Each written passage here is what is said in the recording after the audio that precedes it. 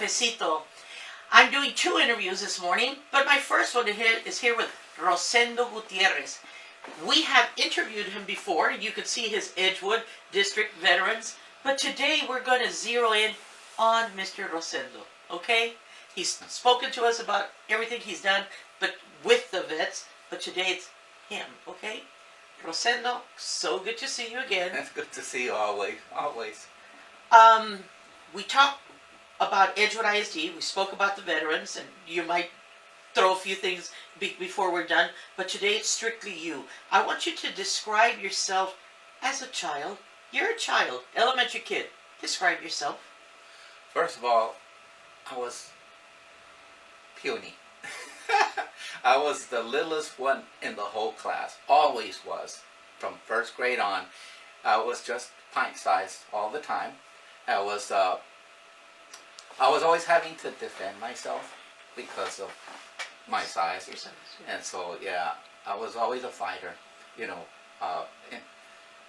good ways, I mean, I just wouldn't let things get me down. That was me as a kid. Okay, so now we move to high school.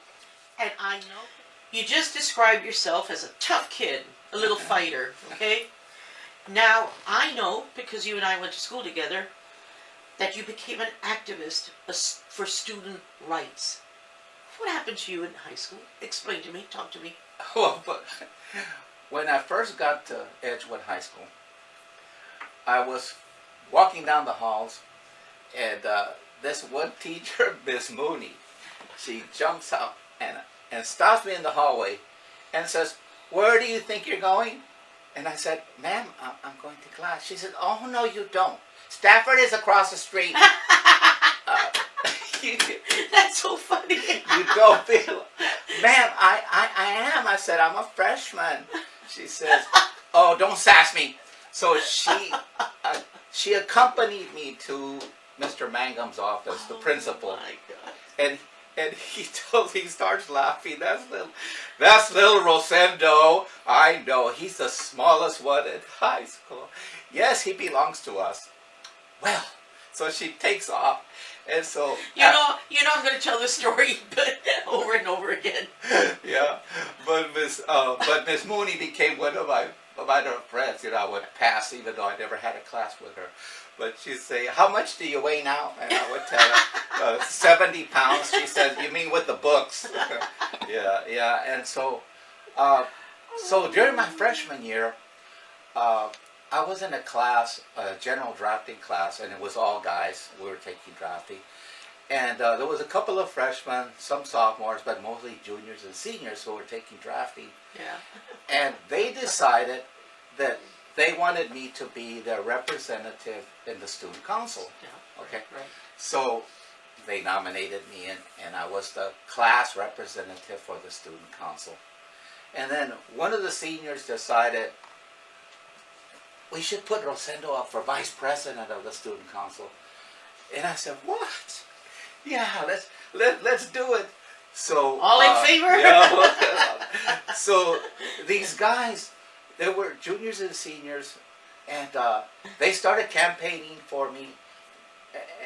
And back then we used to have a student council convention. Correct. Oh, and, yeah. And where we had all the advisories meet, and we had a nominating convention. Correct. Right? Oh, and yeah. so these guys, they got together and now nominated me. Well, they got guys from the band, and they got cheerleaders and girls in the pep squad, so that when my parade started and they walked in, I mean, I had a full-blown band, pep squad and everything, and here I am walking behind them.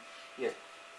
And so when I got up at that time to make my nomination acceptance, Mr. Isabel had to bring Dean of Boys. two cases of Pepsi so that I could stand up on top of the thing so I could be seen over the podium. And that was the start, because at that time then I really started to get involved. And so these guys, they kind of like, they made me a leader, yeah. Even though they used to pick on me, and I mean, these guys once dumped me into a toilet head first. I mean, that was their way of showing me how much they liked me. They cared. Yeah, right. But they saw you as a leader, and they were willing to follow. Yeah, and so they. Wow. That was my first. And so I was on the student council. I served as vice president during my sophomore year, and I was on the student council all the time. Pretty involved with all the committees. And then my senior year, we had it was the 11th annual student council convention. And during the convention, we had a time when we were going to make proposals from Correct. the students. I remember? Yeah. We wanted to make recommendations, things that we wanted, Sure. right? So we drew up that wish list of proposals Yeah. from all the advisories, right? And then one of my good friends decided, she stood up and grabbed the mic and she said, I've been recording all of these things. I'm the secretary and I've been recording, but I don't think it'll do us a whole lot of good to write all these things down and just let them be. I think we need to take things further. That's when the whole thing started. That's when we got the ball rolling. We got the ball rolling, and moments later, the principal showed up. He had already got word. He heard on the intercom. He'd been listening, and so he heard that what was going on, and so he says, "Well, there'll be no such thing. You will bring those proposals to me, and at this point, you can all go back to class." Remember, he completely stopped our convention. It was in the afternoon of the second day, which was the last day, but still, we felt, hey, why build us up and now you're going to take our rights away? And that was step one for the Edgewood walkout of 1968, of which at this very moment, every time the Texas legislators meet, they discuss the Edgewood walkout, they discuss the inequity of funding, and every single attorney, lawyer studying in the United States of America must read the walkout and what the community, what the parents did because of your proposal and your decision to walk out of the campus. Yeah, yes. And so, went through the walkout, and I actually did not leave the building because of the fact that one of my teachers locked me in the room and said I was not stepping out because I'd already been told that if I walked out, I could very easily lose my scholarship. And I had a 4-year scholarship. Correct. I had a couple of different ones, but I was told, we will not recommend you for the scholarship. We can withdraw our recommendation at any And there time. was a female officer with you, and she was locked into the building also, yeah. except that she and one of the instructors, the teachers, professor, I would say, snuck out through a back door, and he drove her to meet the crowd. But she was locked out also. Yeah. The only difference that you were a graduating senior, so they had you as far as even crossing stage and getting a diploma. Right. She was a junior, which saved her. Exactly. And a couple of my other classmates, they were all officers, and so they had all been in the same way, just kind of been subliminally. Yeah. They were subliminally threatened. That we have this in your hand, and I really saw to it. Well, how much of this is it all worth it? I had my eyes on going to the university, and I said, well, I should go ahead and stay. But everybody else was waving at me and saying, hey, let's go, So. Now, you graduate, the walkout is in May. You graduate that May also, and then you move into? I went to St. Mary's University. And your degree is in? At that time, I got my degree in education. Okay. I had a bachelor's, I had a really large political science and biology, and so that's what I wanted to do. But actually, I wanted to go to medical school, but I had a big mix-up. And during the 4th year, see, I had a 2S deferment. Okay. At that time, Correct. they would defer you for 4 years. Yeah. It was exactly 4 years. So, in May of '72, I still lacked 11 hours to get my degree. Okay. So June, the second week in June, Keep going. Keep I going. get second week in June, I get a draft notice, and it says, "Greetings." And for everyone who does not even know this situation, every mail had a draft number, and you simply waited at home till your draft number came around. My draft number came up. I just couldn't believe how fast they got the word. And so Rosendo and I are talking about the draft while he was a student at St. Mary's. Your draft number came up, and at that time, during the Vietnam era, our guys were simply waiting for that draft number to arrive, and they were taken. Now, Rosendo was a student at St. Mary's University, lacking 11 hours for a degree. Rosendo, what happened at that point? Well, at that point, I thought my world was ending. Oh, yeah. I felt like, the doors just being slammed shut. I mean, all the good things I wanted to do, my dreams, getting my degree, I said it was over, because I felt, if I'm going to Vietnam, I mean, it's over. But instead, what I did, though, is I heard that from receiving the draft notice, I had 10 days to do something about it. Okay. So I went to a recruiter. So I went to an Army recruiter, and he looked at my records, looked at my grades, and said, you want to be in the medical field, so let's test you. They did all the testing, and they said, you can choose any career field you want. So I said, I want to be a medic.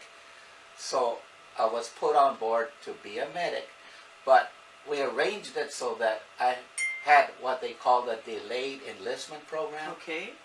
A delayed enlistment. So I was enlisted, but I didn't have to actually go in until January. Okay, which So- would give you... Time to go back to St. Mary's, Okay. and then I did my student teaching. Okay. I did my student teaching at Memorial High School, and but the funny part was some of the seniors in my class were older than me. I believe that.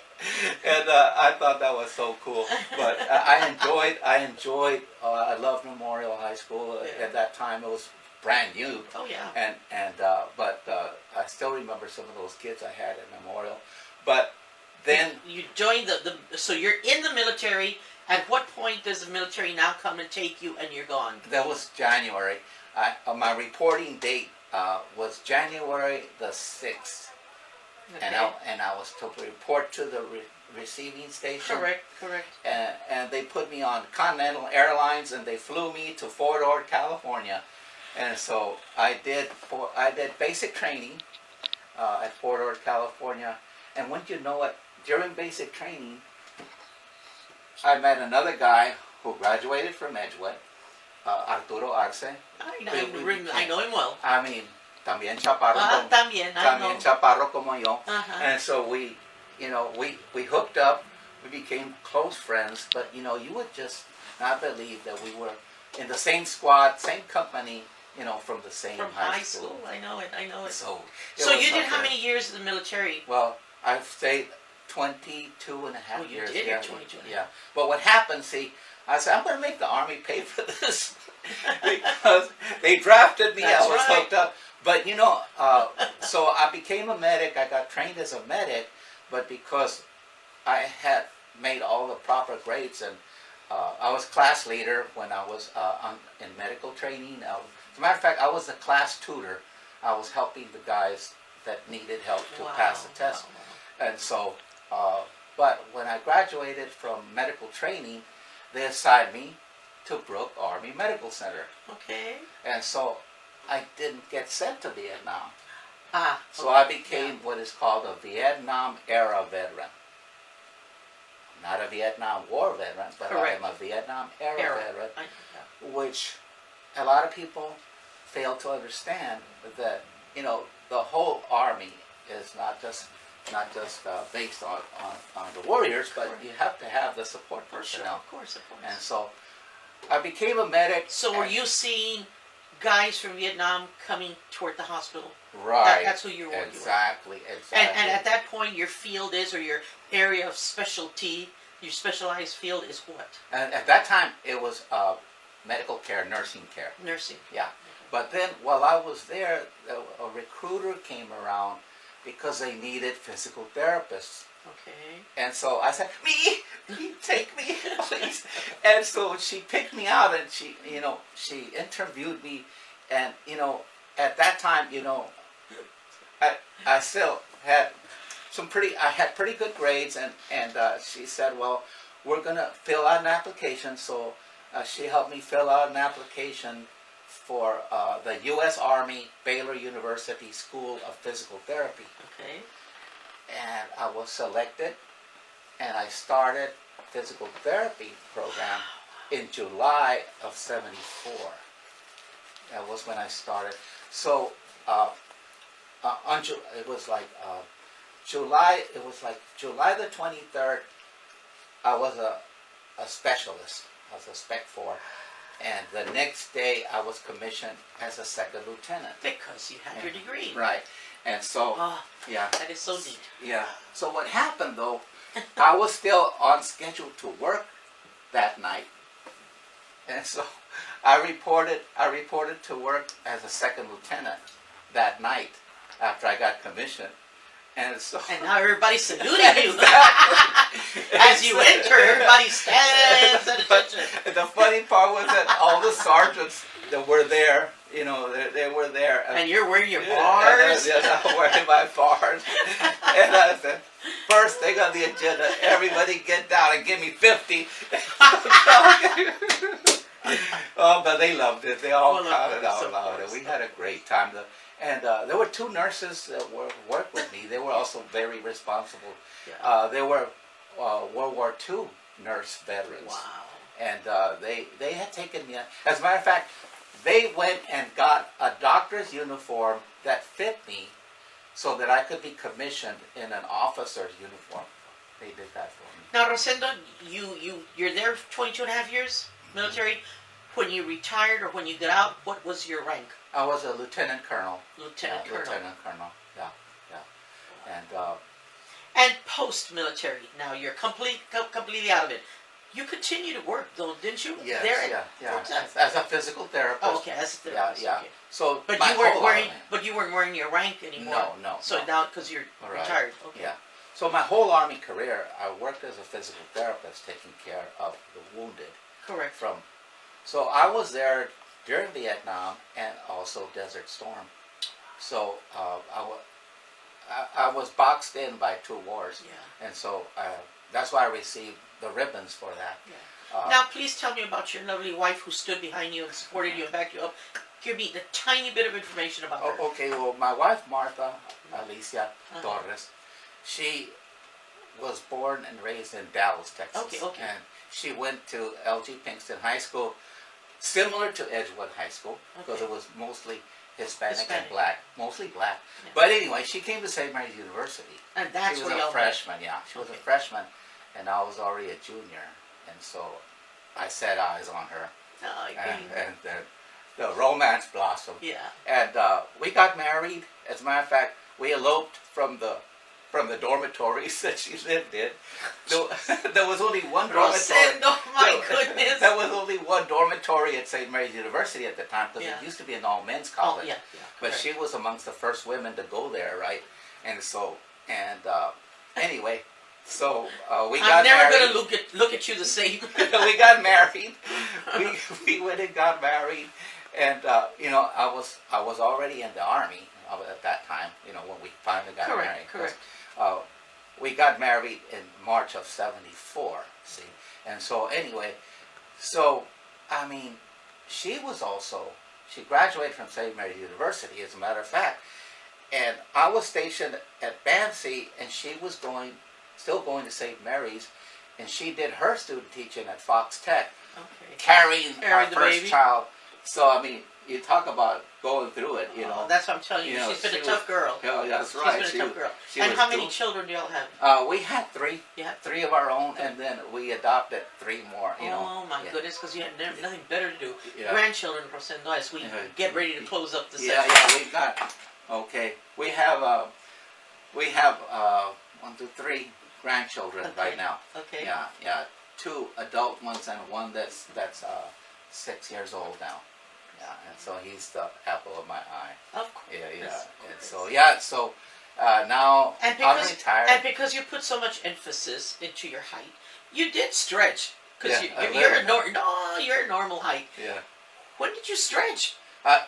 In college. Oh, during college, your college When I years. was at St. Mary's University, you know, that's when. So you stretched during St. Mary's University, and I say that because my child, who is 6 feet tall, told me that he hated the fact that I was his mother because he was so short. Luckily for him, he stretched into his junior year in high school, and then of course he stretched again. Yeah. But you stretched at the university when you were at the university. Yeah, I was a very late bloomer. Very late. Let's say. But then, you know, when I went into the Army, I weighed 119 pounds. And when I finished basic training, I weighed 139 pounds. So I was a whopping 139 pounds, you know. Yeah. But, you know, after I got out of the Army, I retired in July of '94. Then I got a contract to return to work at Brooke Army Medical Center. And so I put in another 21 years as a physical therapist. Yeah. But I since my specialty was intensive care and burn care, wound care, I worked always in the intensive care units at Fort Sam, and I took care of a lot of severely wounded soldiers, and I continued to take care of the soldiers that came back from Iraqi freedom and Afghanistan, multiple amputees, and so I continued to give my skills to the Army. So all in all, I worked at BAMC for 43 years of my life. 43 years. And From the old BAMC into the new building? yeah, we had. Because I was born in the old building. Yeah, so was my daughter. And so, but, you know, just like we said before, you know, to put in that many years, my heart is at BAMC, but at the same time, as we discussed, you know, we started at Edgewood, and here you are still wearing your colors. Rosendo, anything else you want to add before we say goodbye to our audience? Yeah. Anything you want to add? I think the main thing, Because it's you. We're talking strictly Rosendo. I think the main thing that I learned is that, you know, when a door shuts in your face, God will open a window, and you have to just go through that window. And we have to have that initiative, that That's right. keep looking forward. Open that window and go through it and keep on going, because if you have your goals set in mind, you know, don't let anything stop you. But even when you feel like, why did this happen to me? You know, why was I drafted? You know, it wasn't the end of my world.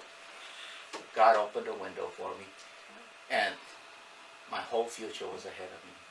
And here I am, still kicking. Still adorable. And I'm just going to reach over and just say, we were dance partners when we were, 8 years old? Yeah. And I found out just 2-3 years ago Yeah. that the only reason he was my partner is because I was shorter.